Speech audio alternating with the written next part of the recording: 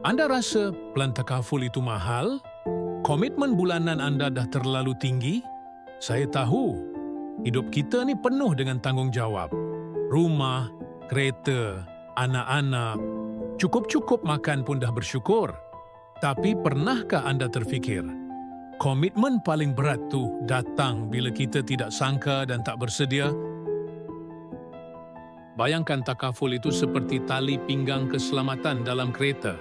Kita tak tahu bila kemalangan akan berlaku, tetapi bila ia berlaku, ia boleh selamatkan hidup kita. Sama juga dengan takaful, lindungi diri dan keluarga kita bila ujian tiba-tiba datang. Masa sihat, kita rasa takaful tak penting. Tapi bila diuji, baru tersedar bukan kita seorang yang tanggung, tapi pasangan, anak-anak dan ibu bapa. Sakit itu satu hal, tapi tak mampu menanggung kos rawatan, itu lebih pedih daripada kesakitan itu sendiri. Takaful bukan untuk orang kaya, ia untuk orang biasa-biasa macam kita. Supaya bila diuji, kita tak jatuh lebih teruk.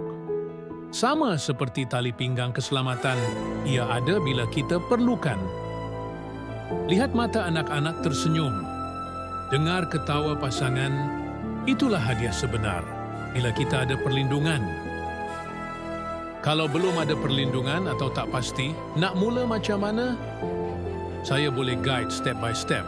Mulakan dengan plan yang sesuai kemampuan. Tambah coverage bila perlu.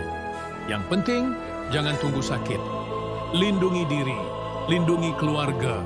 Supaya bila diuji, kita tetap kuat. Hubungi saya sekarang, jangan tunggu lagi.